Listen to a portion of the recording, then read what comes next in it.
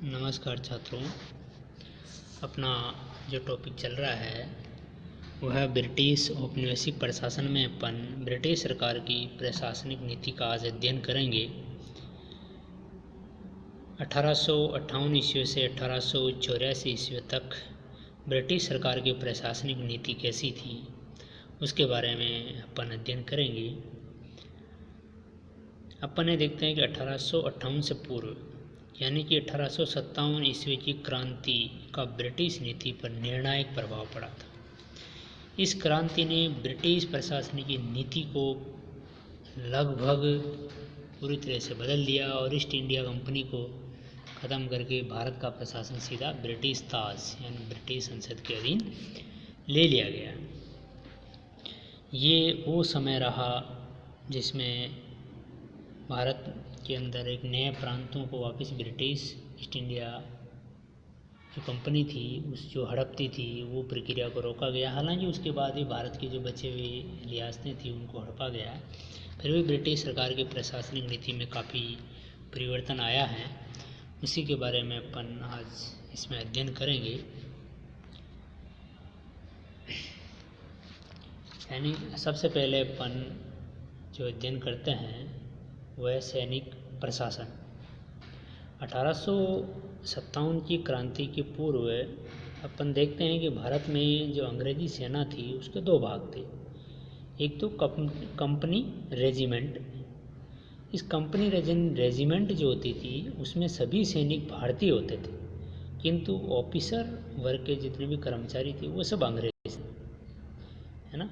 यानी company regiment में सभी सैनिक भारतीय थे, ऑफिसर अंग्रेज थे।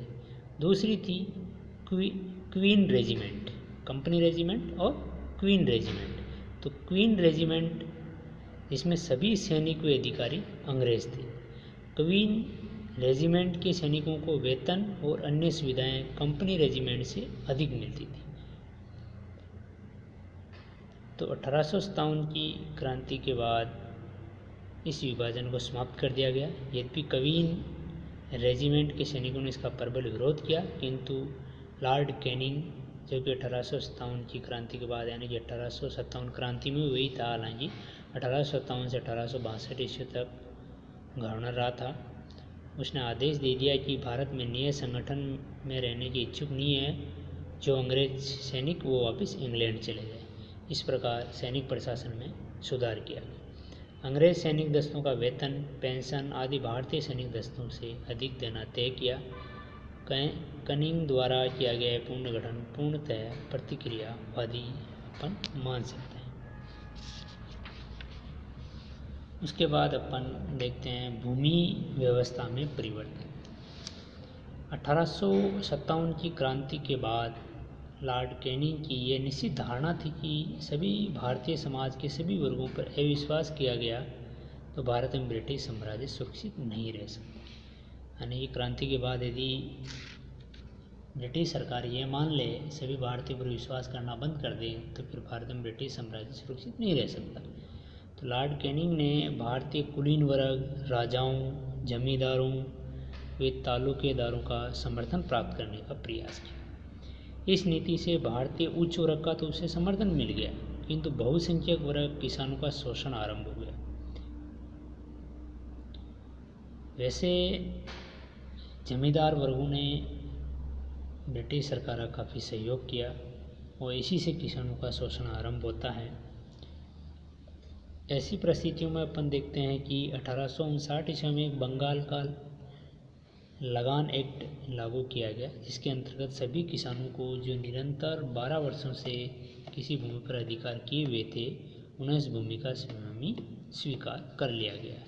किसानों द्वारा अपने जमींदारों को दिया जाना वाला लगान भी निश्चित कर दिया गया। अब अपन देखते हैं वित्तीय प्रशासन। 1857 की क्रांति के कारण सरकार की वित्तीय स्थिति भी खराब हो गई थी। फिर कंपनी की ऋणों को चुकाने का उत्तरदायित्व भी भारत सरकार को सौंप दिया गया, क्योंकि ईस्ट इंडिया कंपनी जो थी हालांकि उसके कर्मचारी काफ़ी मुनाफा कमा रहे थे, लेकिन कंपनी ने जब समाप्त किया गया कंपनी को, ईस्ट इंडिया कंपनी को 1857 की क्रांति के बाद, तो उसने बहुत सारे ऋण को चुकाने का दायित्व भारत सरकार को सौंप दिया गया। इससे सरकार की वित्तीय कठिनाइयाँ बहुत ही बढ़ गई थी। आय के नए साधन ढूंढना आवश्यक था। तो कैनिंग ने आयात कर जो कि 3.5% था उसे 5% तक बढ़ा दिया। उसको और भी बढ़ाकर उसने 10% तक कर दिया।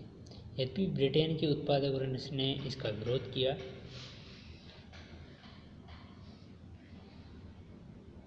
1833 का जो चार्टर एक्ट था उसमें वित्त का केंद्रीकरण कर दिया गया था, किंतु प्रांतीय सरकारें केंद्र की वित्तीय नियंत्रण से मुक्त होना चाहती थी।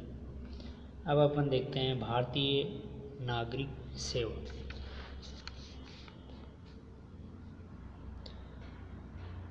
1854 में मैकाले समिति की सिफारिश के अनुसार भारत में 1855 में प्रतियोगिता परीक्षा आरंभ कराने का निर्णय लिया गया। उसी के तहत 1855 प्रतियोगिता परीक्षा आरंभ हुई। यह प्रतियोगिता प्रणाली 1855 के अधिनियम में सम्मिलित कर ली गई। इस अधिनियम के द्वारा भारत सचिव को सेवाओं में भर्ती करने का अधिकार प्राप्त हुआ। इस अधिनियम के अनुसार अपन देखते हैं प्रतियोगिता परीक्षा, हालांकि अपन देखते हैं कि इसके लिए भारतीयों को भाग लेने का अधिकार दे दिया गया है, वो प्रतियोगी परीक्षा में भाग लेते थे, लेकिन ये परीक्षा लंदन में आयोजित की जाएगी, है ना। जबकि मैकाले की समिति की सिफारिश के अनुसार प्रतियोगिता परीक्षा 1855 में प्रारंभ हुई है, लेकिन ये परीक्षा लंदन में आयोजित होती है। सेवाओं में भर्ती की अधिकतम आयु जो है वो 23 वर्ष थी, तो कैनिंग ने अधिकतम आयु घटाकर 22 वर्ष कर दी। हालांकि बाद में लॉर्ड लिटन ने 1870 में भर्ती के लिए अधिकतम आयु 19 वर्ष तथा न्यूनतम आयु 17 वर्ष कर दी गई। ब्रिटिश सरकार की इस नीति के विरुद्ध शिक्षक वर्ग में बड़ी सरलता से विरोध भी हुआ, क्योंकि भारतीयों को परीक्षा देने के लिए लंदन जाना पड़ता था। वैसे 19वीं शताब्दी में प्रशासन में 2 प्रकार की सेवाएं थी। प्रथम अपन देखते हैं संविदाबद्ध, दूसरी थी असंविदाबद्ध। संविदाबद्ध सेवाओं के कर्मचारियों को एक संविदा पर हस्ताक्षर करने पड़ते थे जो पूर्ण निष्ठा और ईमानदारी से कार्य करेंगे। संविदाबद्ध सेवाओं की भर्ती लंदन में होती थी। इन सेवाओं में केवल अंग्रेजी होती थी। असंविदाबद्ध सेवाओं की भर्ती भारत में की जाती थी और उन्हें किसी संविदा पर हस्ताक्षर नहीं करने पड़ते थे। ये सेवाएं अस्थायी होती थी। अब 5वां बिंदु अपन देखते हैं प्रजातीय विभेद। अधिकांश अंग्रेज लेखकों व इतिहासकारों ने ब्रिटिश प्रशासनिक व्यवस्था की सभी उपलब्धियों को न्याय संगत बताया, किंतु अंग्रेजों ने प्रजातीय विभेद नीति को न्याय प्रशासन में ही अधिक लागू किया।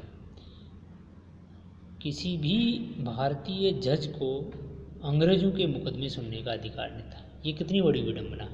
तो एक भारतीय जज है, जज बना दिया गया है एक भारतीय को, और यदि जज बन गया है तो उसको अंग्रेजों को मुकदमे सुनने का अधिकार नहीं था। न्यायालयों में अन्याय भी कितना हो रहा है ये इस चीज़ से अपन अनुमान लगा सकते हैं। भारतीयों पर अंग्रेजों द्वारा भीषण अत्याचार करने पर भी उन्हें किसी भी प्रकार का दंड नहीं दिया जाता था, और यदि कभी विवशतापूर्ण दंड देना भी पड़ता था तो केवल हल्का सा जुर्माना करके उन्हें मुक्त कर दिया जाता था। 1876 में अपन देखते हैं कि एक अंग्रेज वकील ने अपने कोचवान की इतनी निर्ममता से पिटाई की कि वो मर गया, है ना। एक उदाहरण है कि 1876 के अंदर एक अंग्रेज ने एक कोचवान को बहुत ही बुरी तरह से पीटा और उसकी डेथ हो गई। फिर भी उस पर केवल 30 रुपये जुर्माना करके उसे छोड़ दिया गया। हालांकि भारतीय समाचार पत्रों ने इस घटना की बड़ी निंदा की है, लेकिन उससे कुछ हुआ नहीं।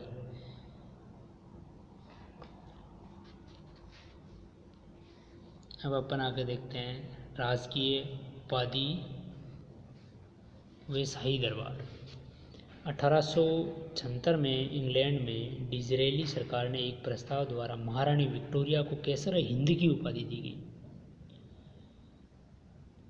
इसका मुख्य उद्देश्य भारतीयों के हृदय में महारानी के प्रति श्रद्धा उत्पन्न करना था। यानी कि भारतीय अपने आप में ये स्वीकार कर लें कि हम ब्रिटिश सरकार के अधीन हैं और ब्रिटेन की महारानी विक्टोरिया हमारी महारानी है। और उसी के उपलक्ष्य में 1877 में इस उपाधि की विधिवत घोषणा कर दी गई। और भारत में भी लॉर्ड लिटन ने दिल्ली में एक शानदार शाही दरबार का आयोजन किया, जिसमें सभी भारतीय निवासियों को आमंत्रित किया गया। भारतीय निवासियों के दरबार में लिटन ने महारानी विक्टोरिया के द्वारा केसर हिंद की उपाधि ग्रहण करने की घोषणा की। अब अपन देखते हैं शस्त्र अधिनियम। 1878 के पूर्व भारतीयों को निजी संपत्ति तथा कृषि की सुरक्षा के लिए शस्त्र रखने की सुविधा प्राप्त थी। भारत के अधिकांश प्रांतों में अपन देखते हैं कि डकैतियों की संख्या में भी वृद्धि हो रही थी। जंगली जानवर से न केवल कृषि की हानि हो रही थी, बल्कि जनहानि भी अत्यधिक हो रही थी। अब इन परिस्थितियों में भारत पर शस्त्र अधिनियम लागू किया गया भारतीयों के ऊपर कि भाई आपको किसी भी प्रकार का अगर कोई शस्त्र रखना है तो आपको लाइसेंस लेना पड़ेगा। बिना लाइसेंस आप यदि शस्त्र रख रहे हो तो आपके ऊपर जुर्माना लगाया जाएगा।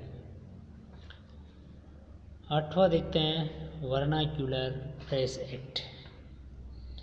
ये लॉर्ड लिटन ने लगवाया था। लॉर्ड लिटन बहुत ही प्रतिक्रियावादी था। उसने भारतीय समाचार पत्रों की प्रतिबंध लगाने के लिए ये एक्ट लाया था। इस एक्ट के अनुसार भारतीय भाषाओं में जो प्रकाशित होने वाले समाचार पत्र के संपादकों के लिए यह अनिवार्य कर दिया गया कि वे अपने क्षेत्र के मजिस्ट्रेट अथवा कलेक्टर को लिखित आश्वासन दे कि वो अपने पत्रों में किसी कोई चीज़ प्रकाशित नहीं करेंगे जिससे जनता में सरकार के विरुद्ध आक्रोश फैले अथवा सांप्रदायिक द्वेष फैलने की आशंका हो। ऐसा कोई भी समाचार नहीं लिखेंगे, इसका आश्वासन जिला कलेक्टरों को देना पड़ता था। ये नियम केवल भारत की देसी भाषाओं में प्रकाशित समाचार पत्रों पर ही लागू था। संपादकों को यह भी कहा गया कि कोई समाचार प्रकाशन से पूर्व उसका प्रूफ सरकारी अधिकारी से स्वीकृत कराएगा। इस एक्ट का उल्लंघन करने वाले संपादकों को दंड देने का अधिकार न्यायाधीशों के स्थान पर कार्यकारिणी को दे दिया गया। इस तरह भारतीय समाचार पत्रों को लगभग ख़त्म करने के लिए कानून लागू किया गया था, जिसका हालांकि काफ़ी तीव्र विरोध हुआ। बाद में इसमें लॉर्ड लिपिन ने वर्नाक्यूलर प्रेस एक्ट को निरस्त किया था। धन्यवाद छात्रों। तो अपन ने आज ब्रिटिश सरकार की प्रशासनिक नीति में सैनिक प्रशासन, भूमि व्यवस्था में परिवर्तन, वित्तीय प्रशासन, भारतीय नागरिक सेवा, प्रजातीय विभेद नीति, राजकीय उपाधि व शाही दरबार, शस्त्र अधिनियम, वर्नाक्यूलर प्रेस एक्ट के बारे में अध्ययन किया है।